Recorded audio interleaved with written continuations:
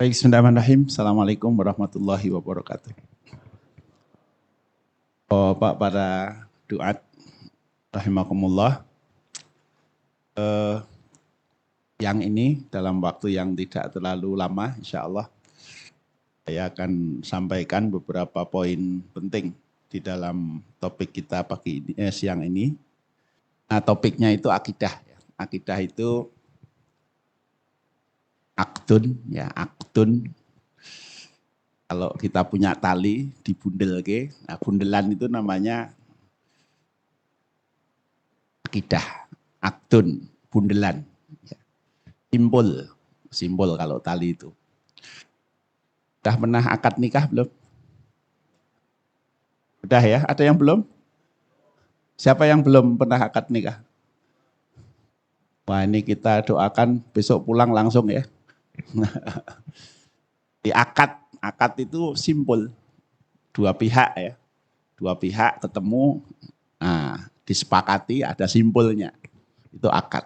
Akad jual beli, penjual minta sekian, pembeli minta sekian, ada simbolnya. Itu akad. Kemudian di surat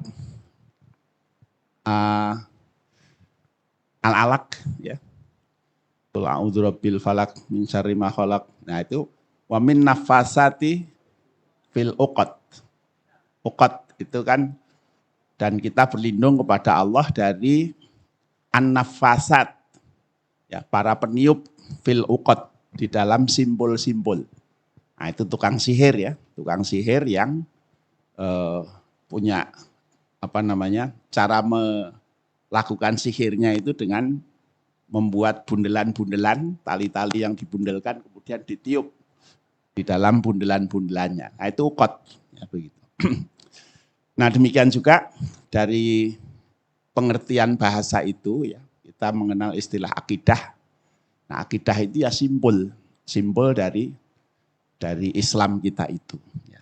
Simbol atau inti atau ya ringkasan dari seluruh nilai dan ajaran Islam kita. Ada satu hadis, ini sebuah hadis yang antum sebagai duat saya kira sudah sering menyampaikan ini. Bunyal Islamu ala khomsin, syahadati alla ilaha illallah wa anna muhammadan rasulullah. Udah hafal ya? Wa iqamis shalah wa ita'iz zakah wa hajjil baiti wa shaumi Ramadan. Bunya al-Islamu ala khomsin. Islam dibangun, didirikan di atas 5.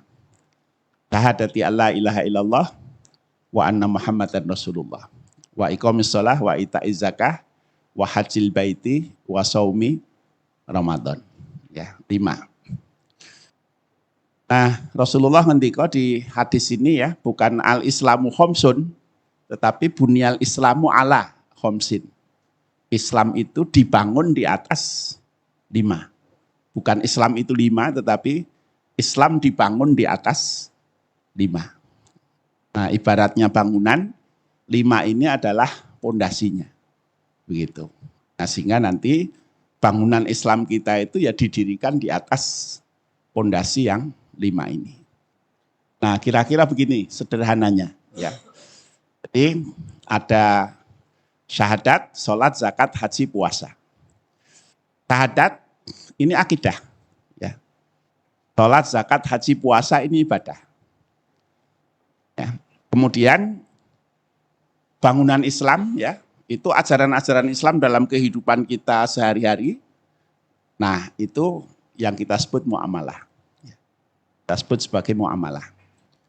Ya, apakah itu menyangkut urusan sosial, urusan budaya, urusan ekonomi, urusan politik, urusan hubungan kita sesama muslim, urusan hubungan kita dengan non-muslim, itu seluruhnya adalah urusan-urusan muamalah.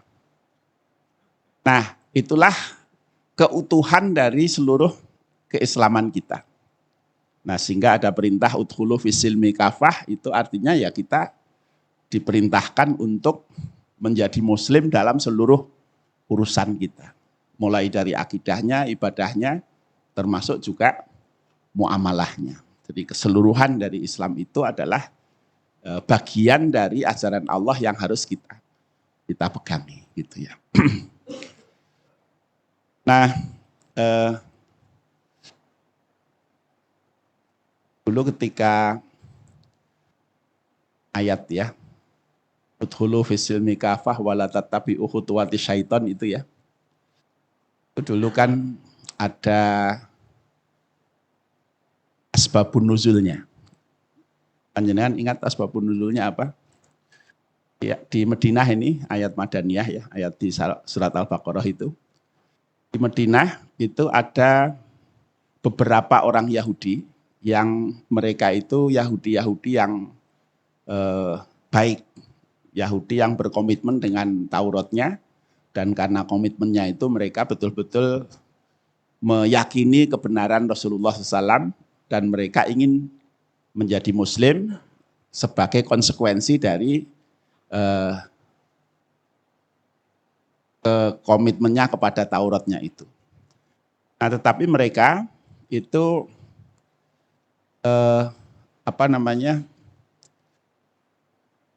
masih sulit untuk begitu saja meninggalkan kebiasaan-kebiasaan ibadah Yahudinya. Ada 6 orang yang datang kepada Rasulullah, ada Abdullah bin Salam dan lain-lain, disebutkan namanya di tafsir-tafsir ya. Kemudian mereka meminta kepada Rasulullah, ya Rasulullah, kami ini betul-betul percaya dengan engkau sebagai seorang Rasul, dan kami ingin menjadi Muslim, tetapi kami minta izin untuk tetap menjalankan sisa-sisa dari sisa-sisa dari kebiasaan kami. Nah, waktu itu yang mereka minta itu adalah untuk tetap merayakan hari Sabat, ya, hari Sabat. Nah, ketika dimintai izin seperti itu, Rasulullah SAW, beliau tidak bisa menjawab, beliau diam saja. Ini mau dijawab iya, apa dijawab tidak gitu ya, beliau diam. Nah, sampai kemudian Allah menyuruh malaikat Jibril untuk menyampaikan ayat itu.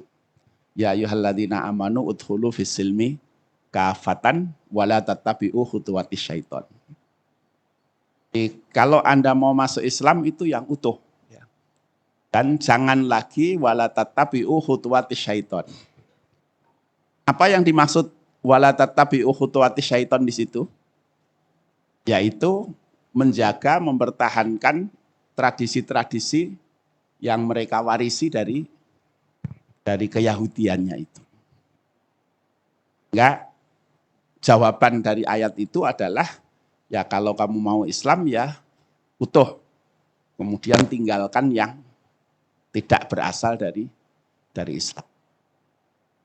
Nah, itulah jawaban yang kemudian diberikan oleh Allah Subhanahu wa taala. Nah, itu ayat ini ya. Ya ayyuhalladzina amanu udkhulu fis-silmi kafatan. Saya kadang bayangkan ya kalau kita ini kula niki nggih ajeng Islam tenanan ning iki kula niki wong Jawa. Nah, kira-kira gitu ya. Masih punya tradisi-tradisi nenek moyang saya, tradisi kita yang begini-begini. Kira-kira pripun nggih? Mungkin nanti jawabannya apa gitu ya. Jadi banyak sekali dari kita dari masyarakat kita ya, yang pada saat mereka sudah bersemangat untuk menjadi Muslim, tapi ternyata tidak gampang juga meninggalkan tradisi-tradisi, sisa-sisa warisan budaya yang tidak berasal dari Islam ya, yang mungkin mereka miliki dari budaya-budaya yang sebelumnya. Nah, ini tidak gampang, tetapi jawabannya sebenarnya jelas saja. Ya ayyuhalladzina amanu udkhulu fis-silmi kafatan wala tattabi'u khutuwatis. Baik, jadi ini ya, ini gambaran sederhananya bahwa Islam kita itu sebuah ajaran yang menyeluruh. Gitu. Nah, akidah ya, ini bersama ibadah itu menjadi pondasi dari ajaran Islam kita. Tentu pondasi ini barang penting ya. Nah, tetapi tentu kalau baru pondasi saja ya bangunan kita belum jadi. Ini penting ya. Nah, bagaimana akidah ini menjadi pondasi ya. Nah, syahadat ya, syahadat kita dua, makanya disebut syahadatain, dua kalimat syahadat ya. Arti kata syahadah ya, syahadah asyhadu alla ilaha illallah. Kalau secara umum biasanya kita menerjemahkan saya bersaksi tidak ada Tuhan selain Allah. Nah, syahadah itu ada tiga makna. Yang pertama adalah al-iqrar. Iqrar itu pernyataan. Ya, pernyataan. Yang kedua itu al-halfu, sumpah. Yang ketiga itu al-wa'du, janji. Jadi kalau syahadat itu artinya ya pernyataan sikap, sumpah, janji. Pernyataan itu to declare kalau dalam bahasa Inggris ya. Jadi sebuah ungkapan di mana orang lain jadi mengerti. Ini lebih terkait dengan lisan. Ya. Kalau al-halfu, sumpah itu keyakinan. Penegasan kepada diri kita sendiri. Nah, kalau al-wa'du itu janji. Ini terkait dengan konsekuensi kepada pihak lain. Nah, itu syahadah. Nah, syahadat kita pertama bahwa la ilaha illallah. Tidak ada ilah kecuali Allah. Apa makna ilah? Ilah itu adalah Tuhan, sesembahan. Ya. Nah, ada penggunaan kata ilah yang mungkin mudah kita ikuti maknanya. Di surat Al-Furqan, Allah ngendika, Aro'aita manittakhadha ilahahu hawahu. Tidakkah engkau perhatikan orang yang menjadikan hawa nafsunya sebagai ilahnya? Yang dijadikan ilah apa? Hawa nafsu. Apa maknanya orang menjadikan hawa nafsunya sebagai ilahnya? Maknanya apa? Maknanya apa? Ya, hidup dia hanya tunduk, patuh, taat kepada hawa nafsunya. Nah, itulah makna ilah. Jadi makna ilah itu sesuatu yang kita cintai, kita patuhi, kita taati dalam hidup kita, itulah ilah. Karena itu kalau ada orang yang hidupnya hanya menuruti hawa nafsunya, manut miturut ya, kepada hawa nafsunya, ya dia menjadikan hawa nafsunya sebagai ilahnya. Itu makna ilah. Ya. Nah itu di ayat berikutnya Allah ngendika, Amtah sabu anna aktsarahum yasma'una au yaqilun, ya. Apakah Anda mengira mereka ini orang-orang yang pakai telinga, pakai otak? Ya. Inhum illa kal an'ami balhum adallu sabila. Ya. Orang-orang yang seperti itu hidupnya hanya menuruti hawa nafsu, tunduk patuh taat hanya kepada hawa nafsunya. Illa kal an'ami, tidak lain kecuali seperti binatang-binatang, ya. Balhum adallu sabila, malah sok luweh kewan tinimbang kewan. Nah, balhum adallu sabila itu begitu. Sok luweh kewan tinimbang kewan.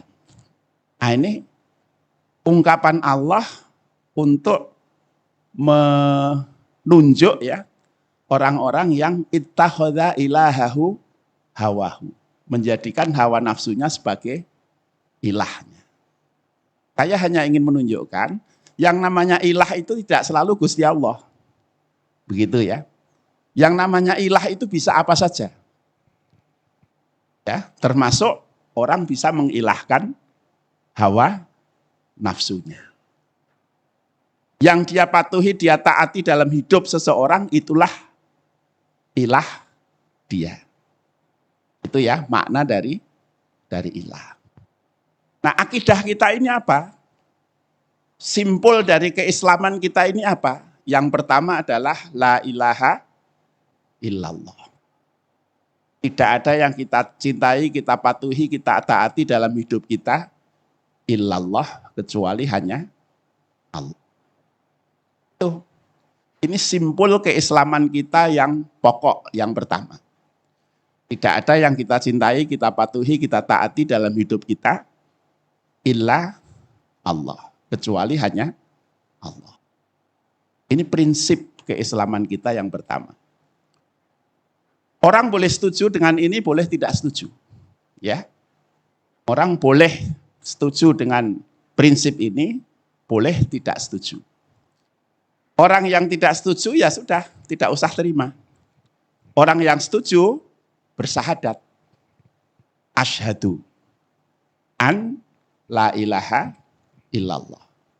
Saya menyatakan diri, saya bersumpah, saya berjanji kepada Allah bahwa tidak ada yang saya cintai, saya taati, saya patuhi dalam hidup saya, illallah, kecuali hanya Allah.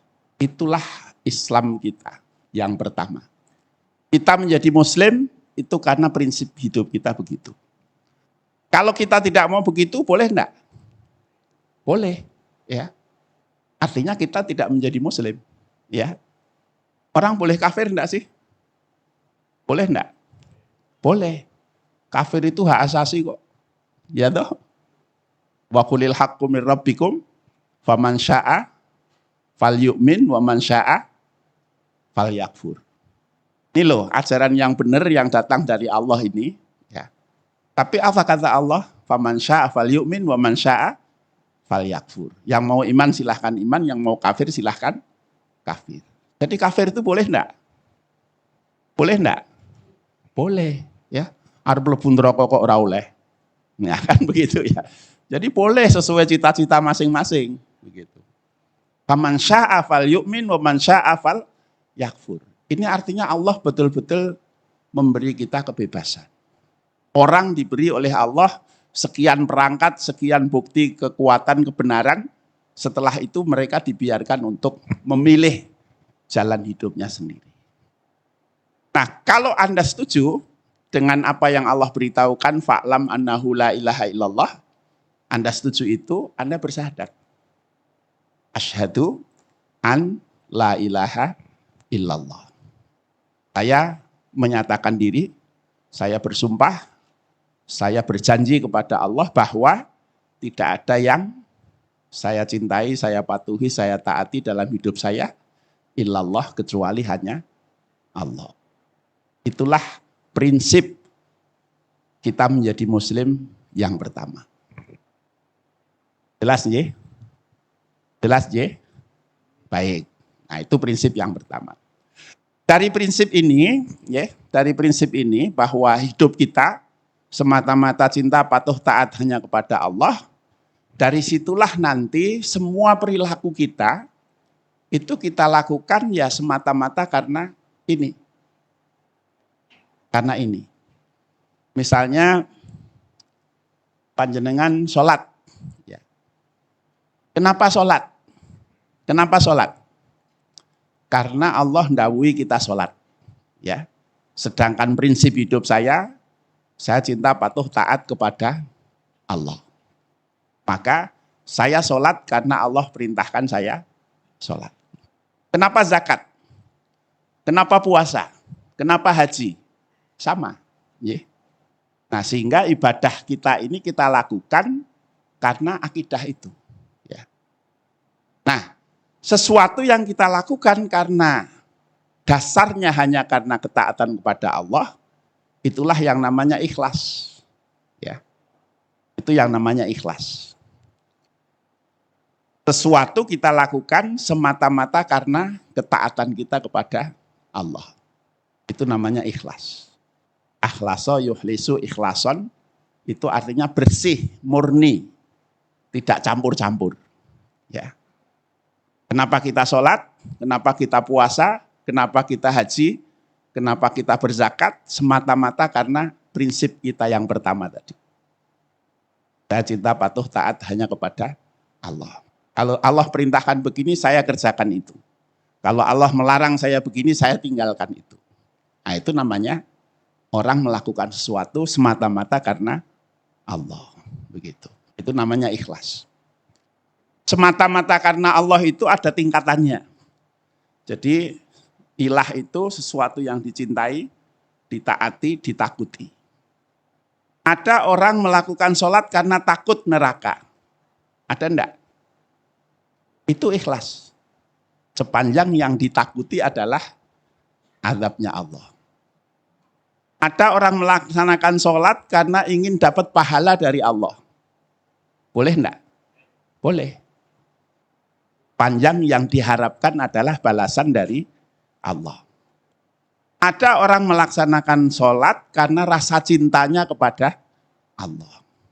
Kata Al-Ghazali, ini 3 tingkatan keikhlasan. Ya. Yang paling bawah ini kelas budak. Budak itu nyambut gawe, nek ora ditungtungi pentung ora nyambut gawe. Nah ini orang taat kepada Allah karena takut. Takut terhadap azabnya. Yang kedua ini kelas pedagang. Hitung-hitungan. Aku nek infak sakmene entuke piro? Nah gitu ya. Dan Allah menjawab yang begitu-begitu. Ya. Orang yang berinfak kamasali habbatin ambatat sab'a sanabila fi kulli sumbulatin mi'atu habba. Ya. Boleh saja. Allah turuti yang begitu. Ya. Ono sing model lagi ya turuti gitu sama Gusti Allah. Ya.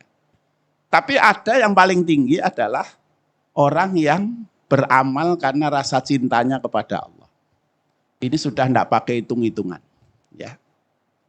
Seperti panjenengan ngopeni putra ya. Pakai hitung-hitungan enggak? Pakai.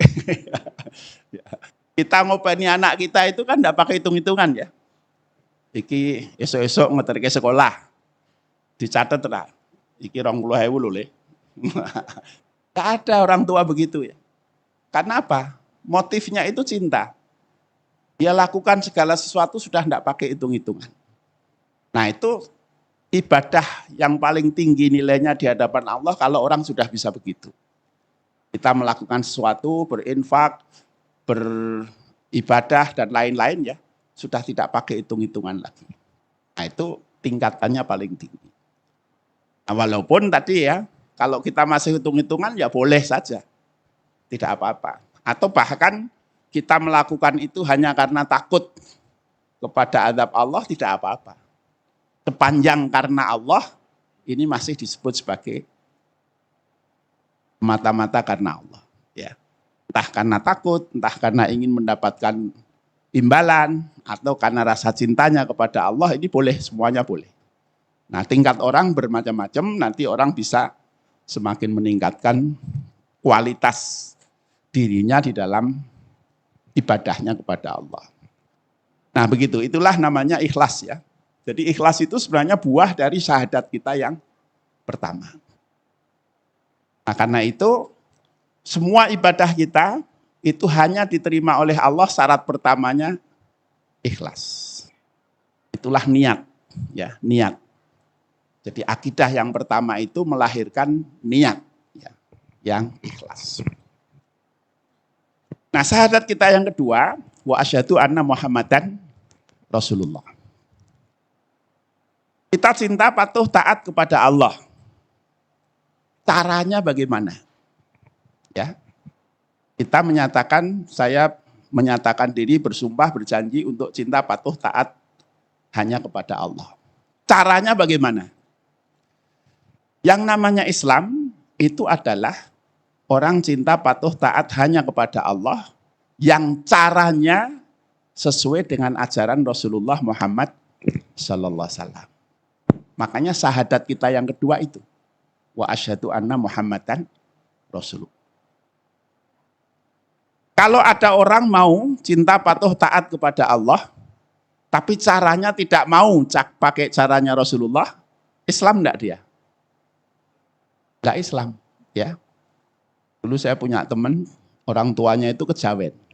Tokoh di kejawen di salah satu tempat di Jawa Tengah. Nah anaknya ini alhamdulillah sudah cukup baik berislamnya ya. Kemudian mengajak orang tuanya berdialog. Nah setelah lama berdialog itu orang tuanya mengatakan begini, wis ngene wae le, awake dhewe iki kaya munggah Merapi. Ya. Kowe munggah saka Yogya Kaliurang kok tekan pucuk, aku tak saka Solo Boyolali terus mana namanya? Selo ya. Selo engko ya tekan pucuk. Jadi padha wae le. Nah, begitu. Intinya dia tidak mau untuk menggunakan ajakan untuk berpegang kepada agama. Wis padha wae le awake dhewe padha wae nyang pucuk Merapi ning kowe lewat kono aku tak lewat kene. Nah, itu bahasa yang dia gunakan begitu. Nah, kalau orang seperti itu dia bukan muslim. Ya. Karena muslim itu ya dua itu. Hidup cinta patuh taat hanya kepada Allah. Prinsip yang pertama. Cara kita cinta patuh taat kepada Allah itu menggunakan tuntunan Rasulullah sallallahu alaihi wasallam. Karena itu syahadat kita dua. Okay. Syahadat pertama itu motif seluruh perilaku kita. Syahadat kedua itu adalah cara kita melakukan ketaatan kepada Allah itu. Syahadat yang pertama melahirkan ikhlas. Syahadat yang kedua melahirkan ittiba. Ittiba. Karena itu syarat diterimanya amal dua. Satu, niatnya ikhlas. Dua, caranya sesuai dengan tuntunan Rasulullah. Nah itu. Nah itulah akidah. Ya. Jadi sholat, zakat, haji, puasa, niat harus betul. Ya. Yang kedua, caranya harus sesuai dengan tuntunan Rasulullah. Dalam masalah ibadah, yang namanya mengikuti tuntunan itu adalah harus ada contohnya. Ya toh? Dalam masalah ibadah, yang namanya mengikuti tuntunan itu adalah harus ada contohnya. Sehingga para ulama usul fikih mengatakan al-aslu fil ibadati at-tahrim. Asalnya ibadah itu tidak boleh. Illa ma dallat dalilu ala amrihi, kecuali kalau ada dalil yang menunjukkan kita diperintah untuk melakukannya. Kita puasa, kita sholat, kita ibadah apapun ya, kalau tidak ada tuntunannya tidak boleh kita kerjakan. Jelas ya. Nah kemudian yang dua dalam masalah muamalah. Muamalah. Muamalah ini juga sesuatu yang penting untuk kita perhatikan landasan akidahnya. Saya beri contoh misalnya begini. Panjenengan karo tonggone becik ora? Sama tetangga itu baik apa enggak? Mudah-mudahan baik. Ya. Atau paling orang ngakune apik. Ya. Pertanyaannya, panjenengan becik karo tonggo itu kenapa?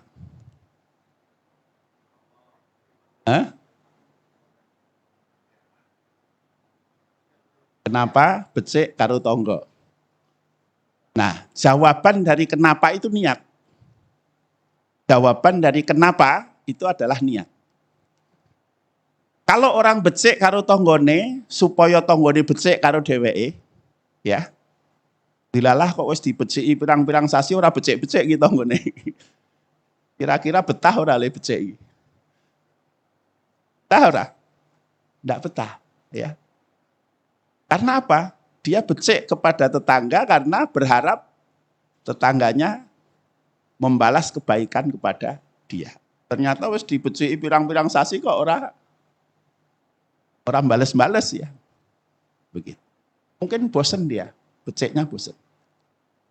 Nah, ini karena dia berharap kepada tetangga itu.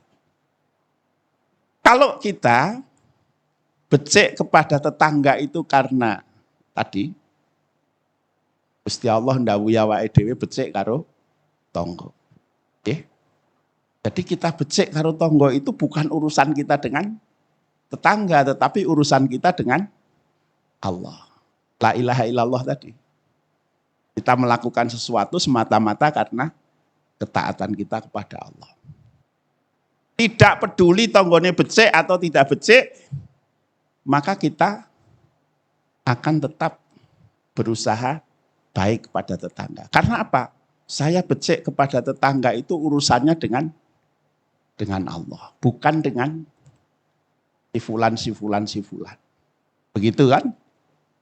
Nah, itulah ikhlas. Ya. Jadi kita melakukan sesuatu dalam muamalah ini bukan karena orang-orang lain di sekitar kita, tapi karena ketaatan kita kepada Allah. Kita berbakti kepada orang tua. Nggih. Mergo apa? Kenapa? Kenapa? Karena perintah Allah, ya. Karena perintah Allah. Bukan semata-mata karena orang tua kita baik kepada kita. Sudah berjasa pada kita. Bukan itu. Nek upamane ono bocah lahir cenger dibuang karo bapakne karo ibune. Terus ditemu wong, ya. Suatu saat dia besar, ketemu dengan orang tua aslinya. Pertanyaan saya, anak ini wajib berbakti pada orang tua aslinya apa enggak? Siapa yang mewajibkan? Nek sakjane wong tuane kan ora wangun dibekteni to niku. Ya. Tapi urusan bakti pada orang tua bukan urusan wangun dan tidak wangun. Ini urusan ketaatan kita kepada dawuhipun Gusti Allah. Nah, itulah ikhlas, ya. Jadi kita melakukan sesuatu itu bukan karena si fulan, tetapi karena ketaatan kita dumateng Gusti Allah. Nah, ini muamalah. Jadi muamalah pun harus didasari oleh akidah. Kalau amal-amal kita itu tidak didasari akidah, yang namanya ibadah pun tidak ada artinya di hadapan Allah. Ini ada orang mau berangkat haji ini. Ditakoni, Pak D jenengan kok kaji barangin apa to Pak D? Besanku ki telu ki wis kaji kabeh. Aku ki bola-bali ditakoni wae. Wah, akhirnya ya kepeksa aku daftar. Nah, kepeksa daftar ya. Kira-kira ya. Ini sok nek neng akhirat njaluk ganjaran kaji metu ora iki. Ya Allah pundi ganjaran kula kaji. Njaluk besanmu kono wong kaji mergo besane kok ganjaran njaluk aku. Nah, kira-kira kan begitu. Nah, ini yang namanya ibadah saja. Ibadah jelas-jelas tawaf, sa'i, ya, lempar jumroh, wukuf di Arafah. Tapi kalau niatnya bukan karena Allah, tidak ada nilainya di hadapan Allah SWT. Gitu. Nah itulah maka dikatakan namanya akidah itu dasar dari seluruh amal kita. Akidah itu dasar dari seluruh amal kita. Niat itu derivasi atau turunan ya dari syahadat kita yang pertama. Kemudian yang kedua, cara yang benar itu adalah derivasi dari syahadat kita yang kedua. Oke. Itulah ikhlas, buah dari syahadat yang pertama. Ittiba adalah buah dari syahadat kita yang kedua. Nah, begitulah.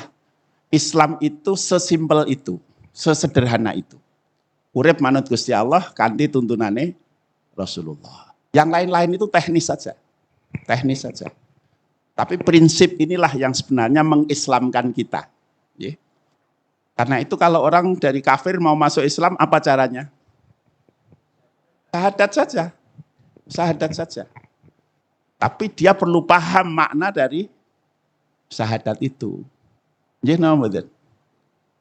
Saya pernah suatu ketika diminta mensyahadatkan orang habis ngisi pengajian di Masjid Syuhada.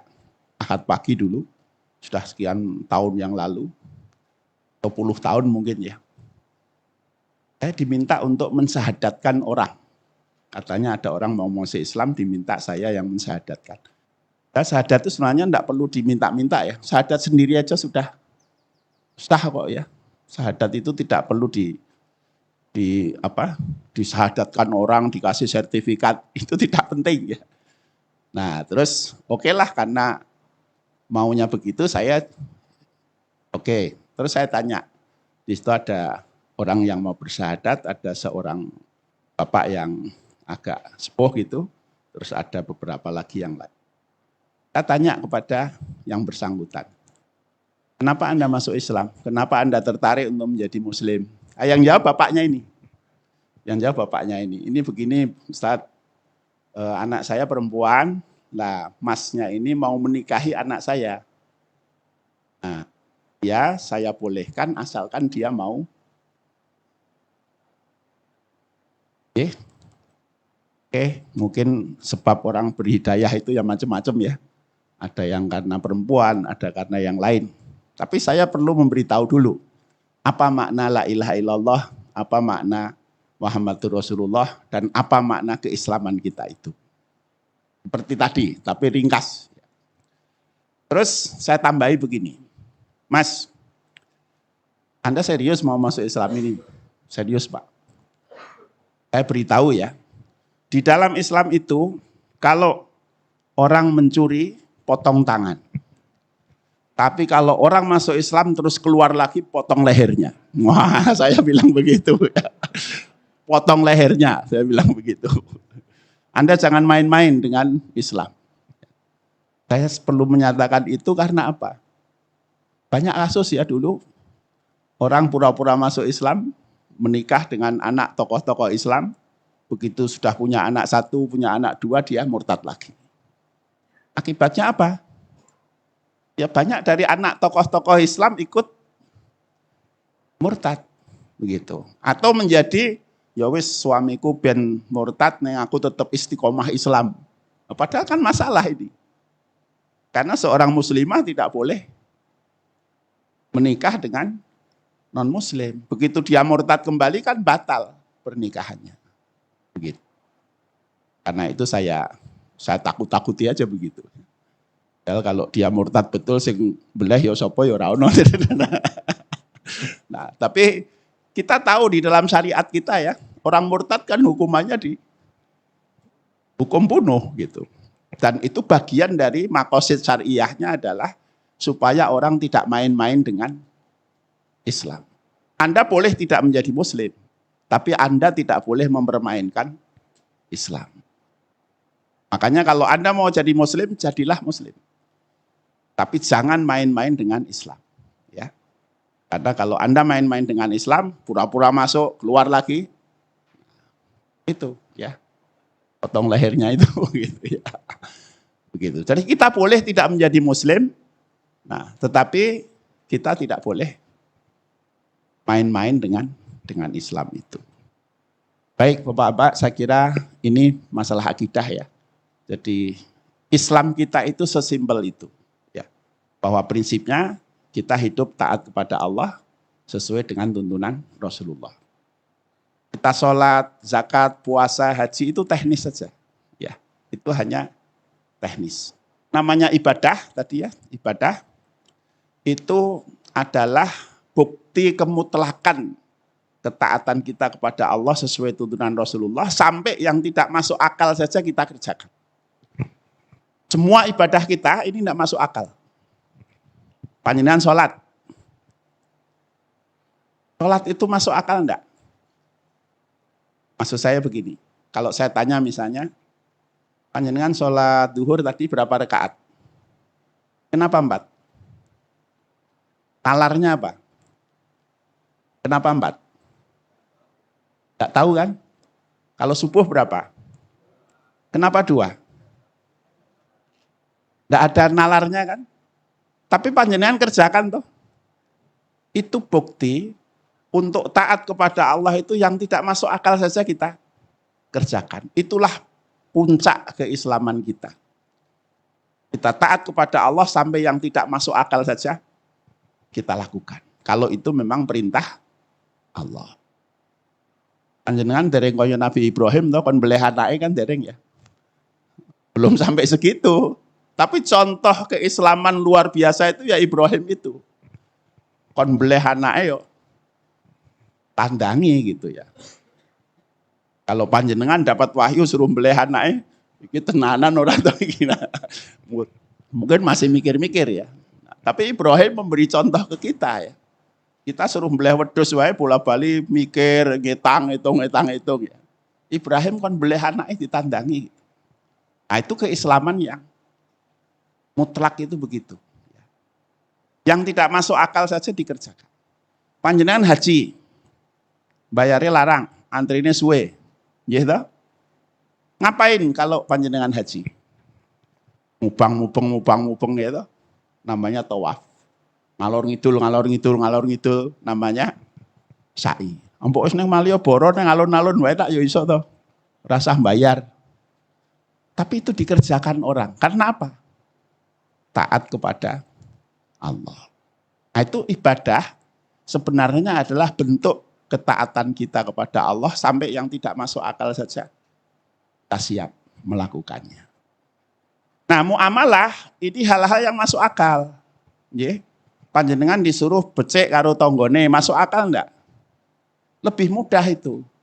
Panjenengan disuruh menutup aurat, ngisi-ngisi ini nek dibuka, lebih masuk akal kan, lebih mudah.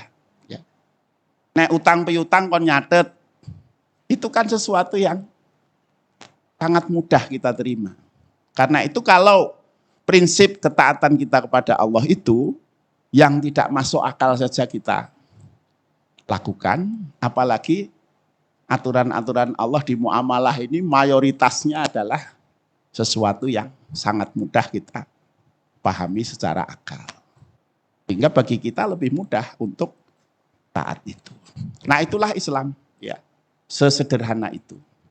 Taat kepada Allah sesuai dengan tuntunan Rasulullah SAW. Itulah akidah. Simpul dari seluruh nilai keislaman kita. Taat kepada Allah sesuai dengan tuntunan Rasulullah. Asyhadu an la ilaha illallah wa asyhadu anna Muhammadan Rasulullah. Makatan Bapak-bapak, Assalamualaikum warahmatullahi wabarakatuh. Demikian Bapak-bapak sekalian, materi kita akidah yang mengikat ya sebagai simpulan dari semua aktivitas kita manusia, lebih-lebih juga kita sebagai dai dalam kita berdakwah pun ya harus niatnya yang benar. Baru 2:30 ya, masih ada waktu. Untuk itu paling tidak dari Bapak-bapak mungkin muncul pertanyaan atau apa. Semoga Ustadz Khalid masih bisa bersama kita untuk menanggapi nantinya di antara Bapak kalau ada yang ingin menanyakan. Ya, dipersilahkan. Bismillahirrahmanirrahim. Assalamualaikum warahmatullahi wabarakatuh. Saya Edi, ingin bertanya Ustaz. Tadi saya dengar mengenai ada yang murtad tadi Pak, antara akidah harus menjadi dasar dari muamalah yang masalah perkawinan tadi. Saya pernah membaca suatu artikel mengenai pemurtadan dari agama non-Islam. Nah, menurut saya pertanyaan kita di Islam sendiri bagaimana untuk mengajak mereka yang non-muslim jadi muslim, kalau mereka kan non-muslim memurtadkan Islam. Nah ini langkah-langkah atau kiat-kiat apa dari agama kita untuk menyikapi hal seperti itu. Nah, karena dakwah yang kita lakukan itu biasanya muslim ke muslim, jarang kita malu muslim ke non-muslim ya untuk dakwah. Nah ini sedangkan mereka gencar sekali untuk dakwah mereka untuk pemurtadan yang muslim itu. Terima kasih Ustaz. Wassalamualaikum warahmatullahi wabarakatuh.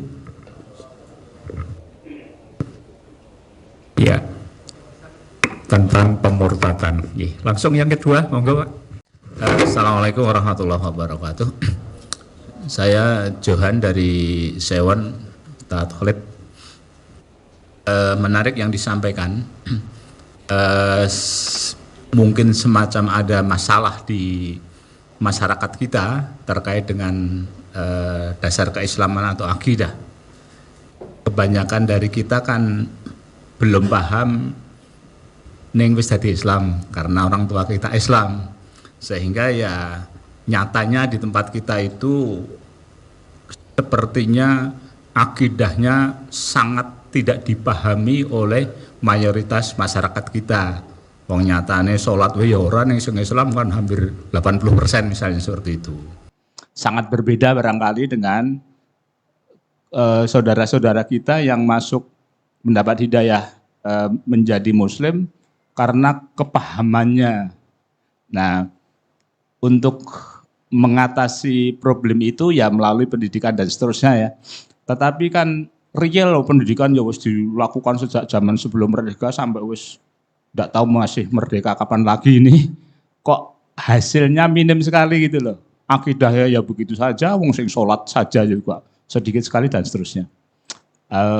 Bagaimana hal itu bisa lebih diperbaiki lagi untuk betul menanamkan akidah yang seperti Ustaz sampaikan tadi di masyarakat secara lebih efektif. Terima kasih Ustaz. Ya, yang ketiga, monggo. Terima kasih. Bismillahirrahmanirrahim. Assalamualaikum warahmatullahi wabarakatuh. Mohon izin Ustaz Khalid, saya punya 3 pertanyaan. Satu sisi saya ingin apresiasi, alhamdulillah baru ketemu setelah saya mencoblos 4 kali topi putihnya. Mungkin yang kelima nanti ya Pak. 3 pertanyaan ini fenomena Pak. Mohon izin kalau berbau politis. Pertama saya baca di websitenya Hidayatullah, satu fenomena yang cukup style di para dai nasional. Bahkan nih anak saya juga nanya, saya tanya dulu kamu jadi apa nanti dewasa di? Pengen jadi ustadz kayak ayah. Kenapa jadi ustadz?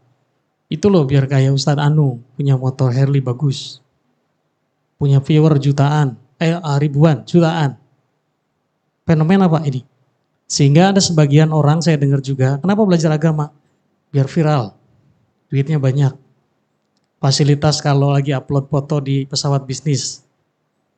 Mungkin banyak ya fenomena ini di TikTok ada, di medsos ada, ini gak bisa diungkiri.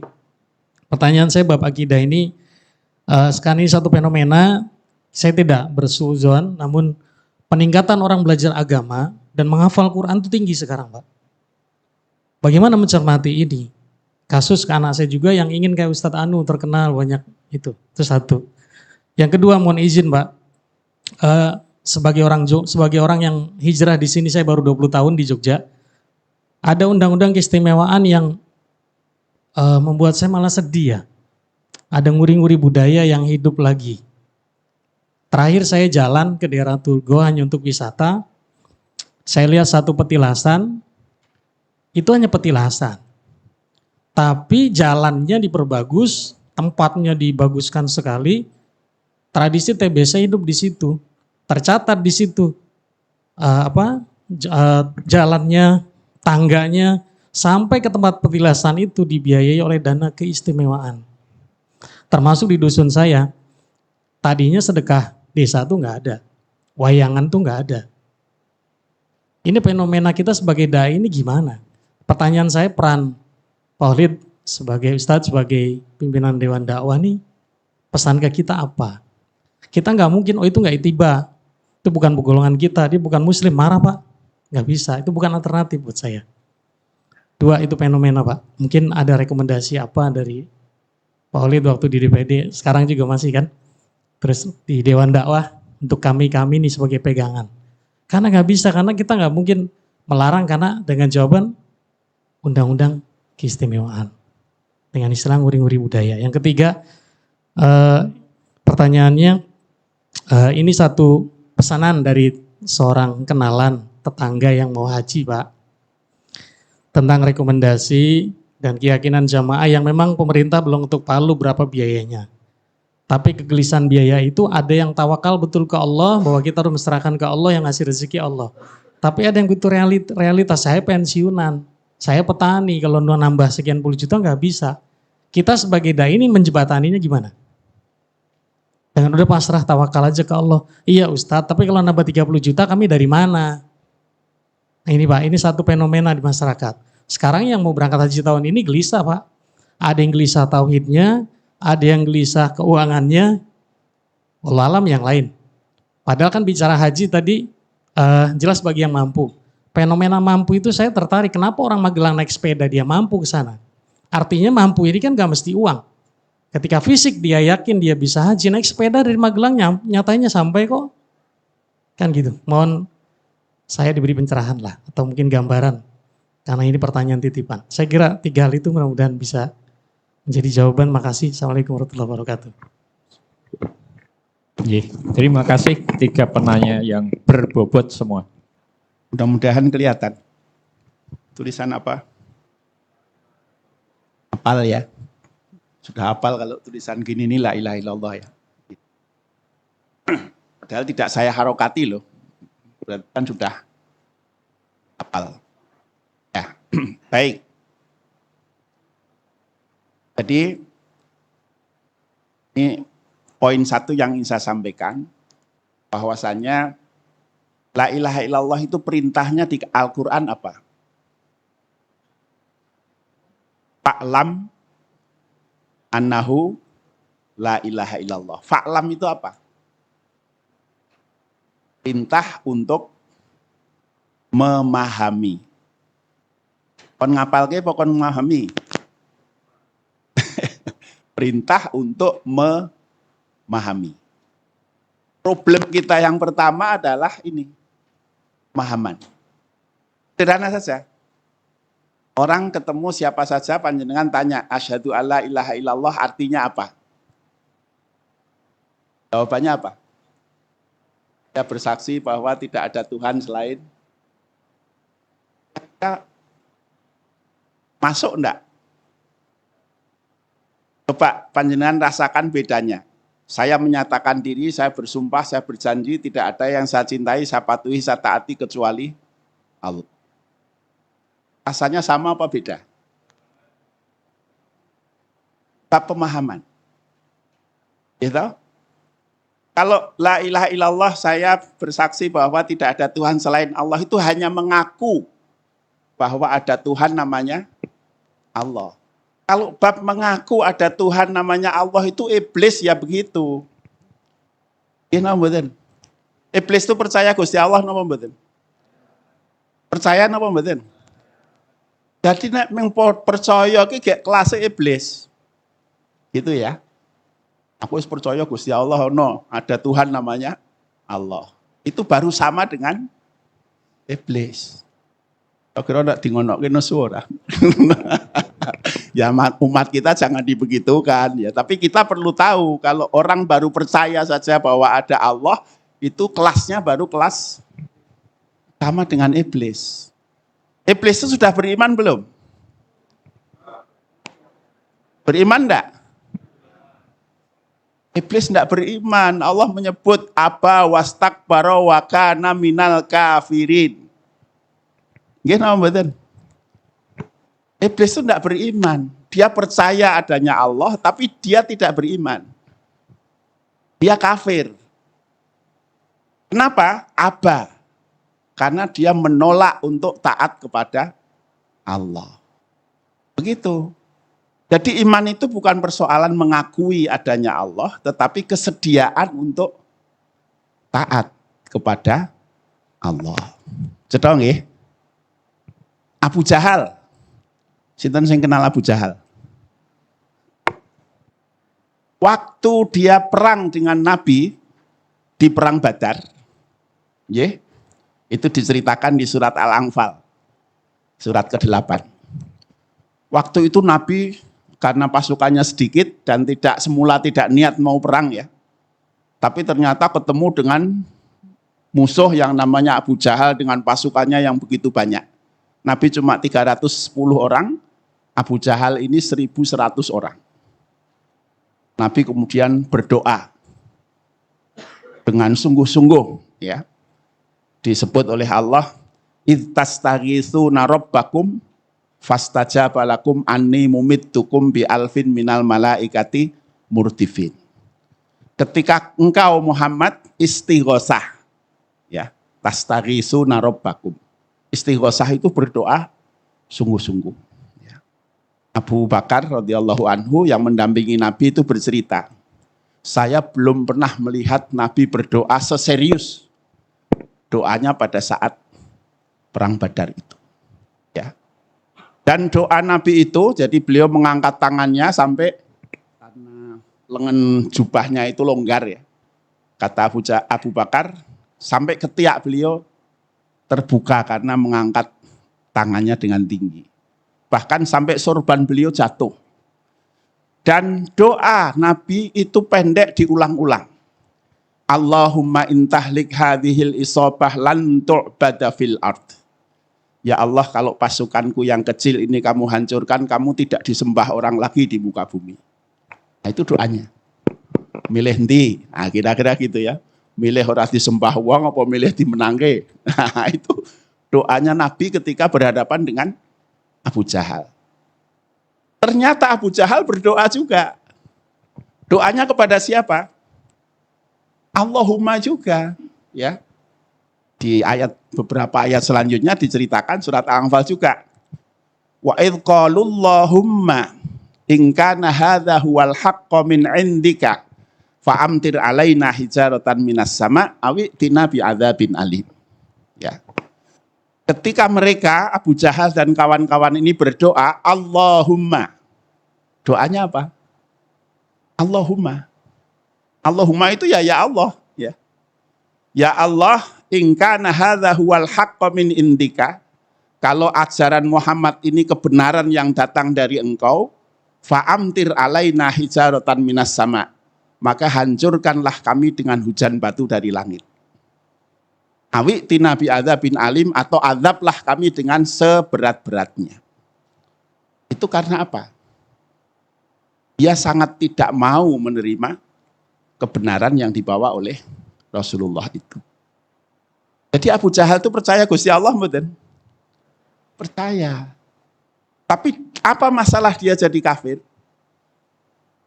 Karena tidak mau mengikuti ajaran yang dibawa oleh Rasulullah sallallahu alaihi wasallam. Ya. Tapi begitu. Jadi nek wong percaya Gusti Allah itu kelasnya iblis, kelasnya Abu Jahal. Ngoten nggih? Ya apa enggak? Jadi iman itu bukan sekedar percaya. Tetapi iman itu tadi. Saya cinta, patuh, taat kepada. Itu iman. Ya, bukan sekedar saya percaya bahwa ada Tuhan namanya Allah. Ya. Nah, mengatakan ini masalah pemahaman. Ya. Nah, karena itu tugas kita sebagai dai, yang pertama itu memang memahamkan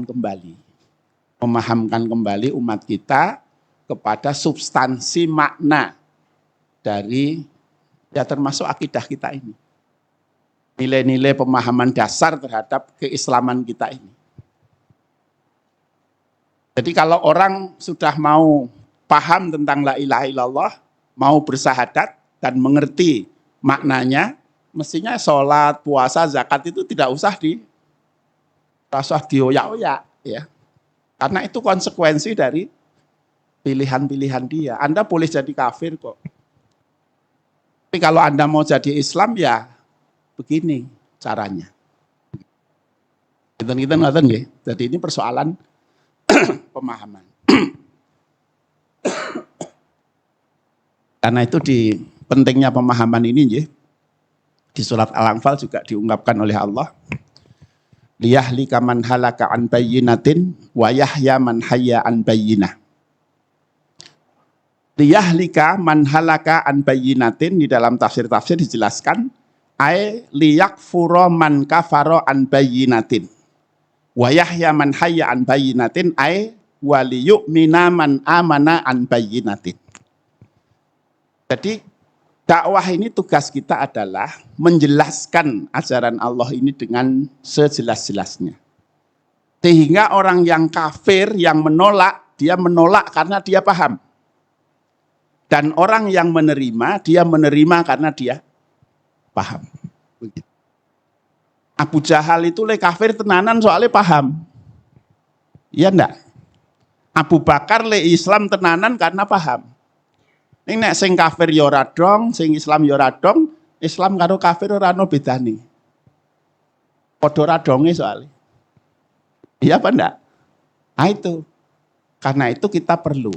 Ini tugas kita ya sebagai dai itu menjelaskan Islam ini sejelas-jelasnya.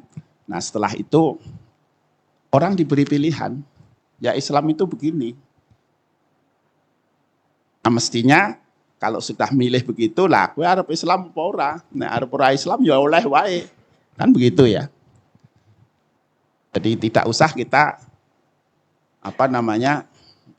berbahasa basi terlalu lama ya. Jadi dijelaskan saja yang sejelas-jelasnya, orang beri pilihan apakah dia mau Islam apa tidak mau Islam. Angko umatnya dhewe entek wis ben sisan. Nah gitu ya. Kita cari yang serius-serius. Baik, ini persoalan kita yang pertama yaitu perintahnya itu fa'lam. Perintah untuk memahami. Karena itu umat ini ini tugas pertama. Yang kedua, bagian dari pemahaman kita, tadi la ilaha illallah. Tidak ada yang kita ilahkan kecuali hanya Allah. Inilah yang namanya tauhid. Tidak ada yang pegang spidol kecuali saya. Yang lain pegang spidol enggak? Tidak. Tapi kalau saya pegang spidol, kalimat itu memungkinkan yang lain juga pegang spidol. Islam itu jelas. Tidak ada yang diilahkan kecuali hanya Allah. Itulah Islam. Ya. Tidak ada yang diilahkan kecuali hanya Allah. Inilah namanya tauhid. Wahada yuwahidu tauhidan itu nyawi jeki. Mengesakan. Ya. Makanya kalau ada orang mengilahkan Allah, sholat, poso, zakat, tapi juga taat kepada ajaran-ajaran selain Allah, ini artinya Allah disekutukan dengan yang lain. Apa namanya? Syirik. Perilakunya namanya musyrik. Ya. Kalau orang tidak mau taat kepada Allah, dia taat kepada selain Allah, apa namanya? Apa namanya? Kufur. Orangnya namanya kafir. Ya. Kalau fleksibel, amor wong tauhid ya tauhid, amor wong musyrik ya musyrik, amor wong kafir ya kafir. Apa namanya? Nah, mudzabdzabi nabaina dzalika la ilaha ula wala ilaha ula. Apa namanya? Munafik. Perilakunya namanya nifak, orangnya namanya munafik. Jelas toh?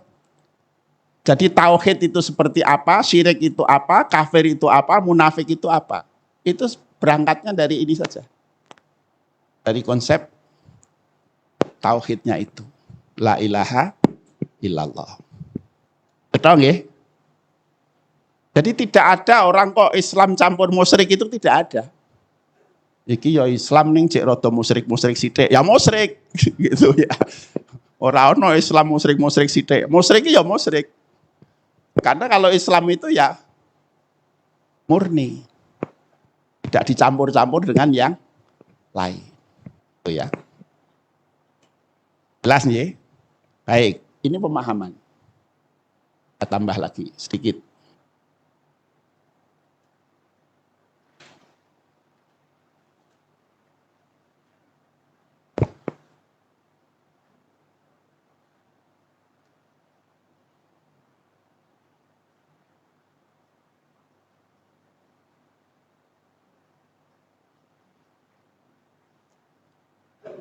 La ilaha illallah. Panjenengan pernah dengar istilah al-haq?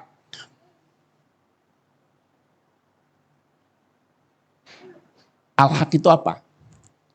Semua ajaran turunan dari ajaran Allah itulah al-haq. Kalau yang bukan ajaran Allah namanya apa? Al-batil. Tahu nggih? Kalau di sini hak, sini batil. Panjenengan tahu yang namanya al-ma'ruf?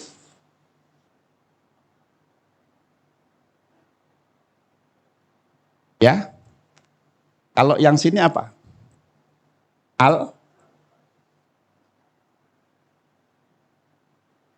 Panjenengan tahu yang namanya adz-dzulumat?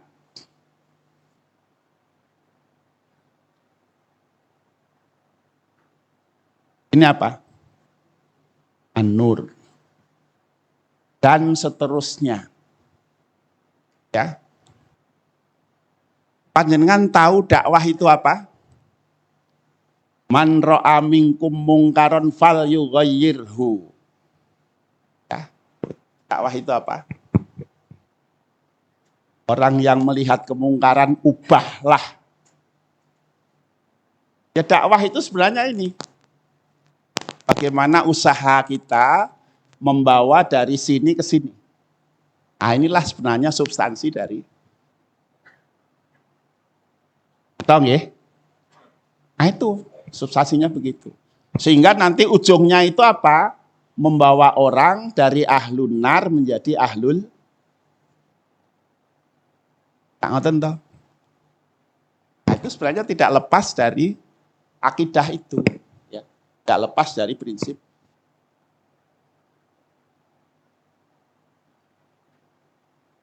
Begitu ya. Nah, saya kira ini adalah bagian dari pemahaman keakidahan kita. Dan kita tahu di mana dakwah, di mana posisi kita di mana ya.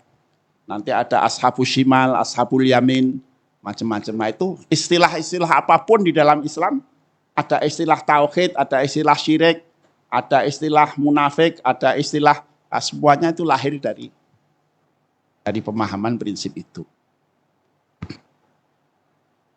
Baik, saya kira dua yang di sebelah sana sampun tersentuh ya. Jawaban-jawaban saya mudah-mudahan sudah memberikan gambaran.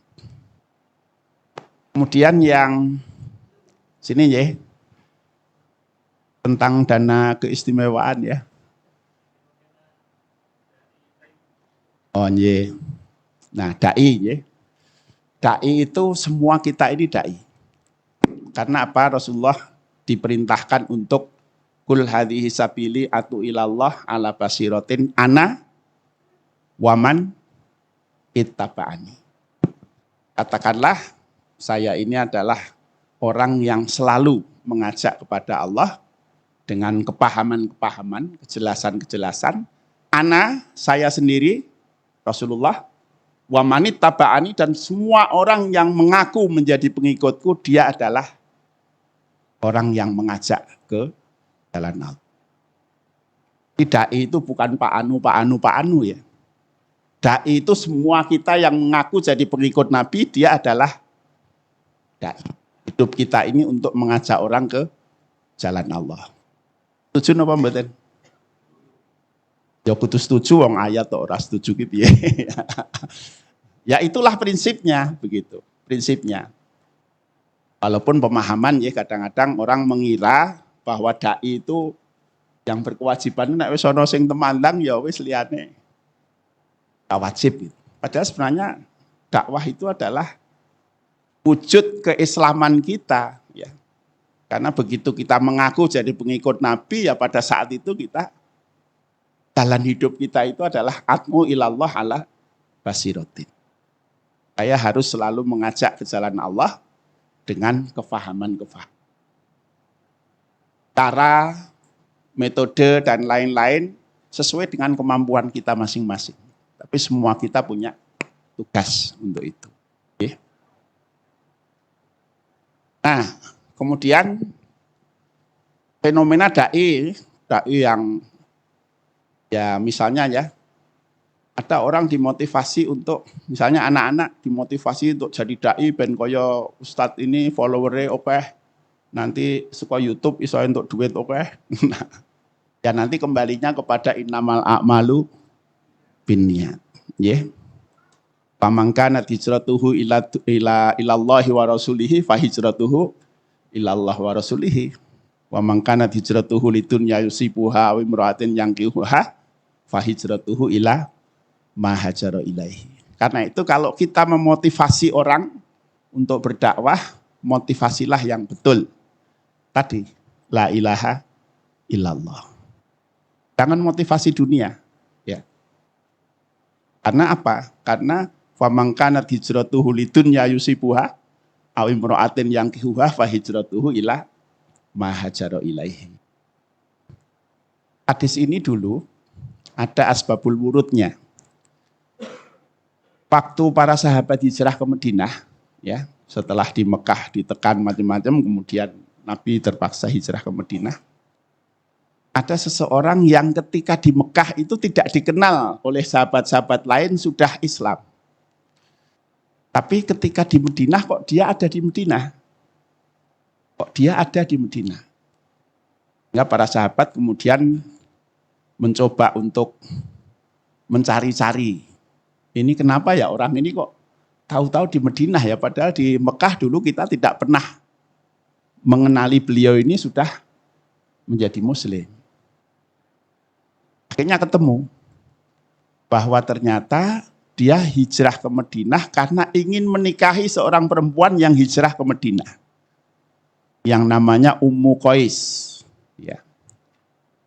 Nah, setelah tahu, para sahabat kemudian sowan ke Rasulullah, matur, ya Rasulullah, ada di antara kami orang yang berhijrah karena ingin menikahi seorang perempuan. Perempuan itu namanya Ummu Qais. Sehingga kami menyebut dia ini Muhajir Ummu Qais. Ya, begitu. Diberi lakopnya ini Muhajir Ummu Qais ini. Bagaimana yang seperti ini ya Rasulullah? Rasulullah jawabnya tadi, innamal a'malu binniyat wa innamal likulli imri'in ma nawa. Baru kemudian masuk kasusnya. Faman kanat hijratuhu lillahi wa rasulihi fa hijratuhu ilallah wa rasulihi. Wa man kanat hijratuhu lidunya yusibuha aw imra'atin yankihuha fa hijratuhu ila ma hajara ilaihi. Walaupun seolah-olah berdakwah, ya, tetapi kalau niatnya untuk dunia, ya Allah lebih tahu apa yang menjadi niat dia. Niat ini rahasia antara masing-masing kita dengan Allah SWT. Begitu ya. Nah, kemudian fenomena dana keistimewaan. Ya. Sebenarnya dana keistimewaan itu umum saja. Ya, ada 5 bidang yang dibiayai karena keistimewaannya. Salah satunya yang di masyarakat itu kebudayaan. Kemudian mekanismenya itu orang dipersilahkan mengusulkan apa-apa saja yang akan dibiayai oleh keistimewaan itu. Nah, ternyata usulannya jadilan, apalagi ya wayangan, merti dusun, apa gitu. Yang pengajian tidak pernah ada yang usul. Ya, bukan kalah, tidak ada yang usul. Semua yang dimaknai kebudayaan itu adalah TBC tadi. Lah karena usulannya kuwi ya sing dikai duit kuwi. Ya toh? Begitu. Padahal kalau kita lihat perda tentang kebudayaan di DIY, Perdais tentang kebudayaan, panjenengan penting ini para dai ya. Coba panjenengan baca apa yang dimaknai kebudayaan yang bisa dibiayai oleh dana keistimewaan. Luar biasa konsepnya itu. Sampai pemberdayaan masyarakat, pembinaan kepribadian, pembinaan, itu semuanya di bagian dari kebudayaan. Tapi yang usul itu tidak pernah ada. Ya. Jadi yang ada usulnya apa? Pesen gamelan, pesen seragam jadilan, pesen ini gitu ya. Nah, usulnya kuwi ya wis.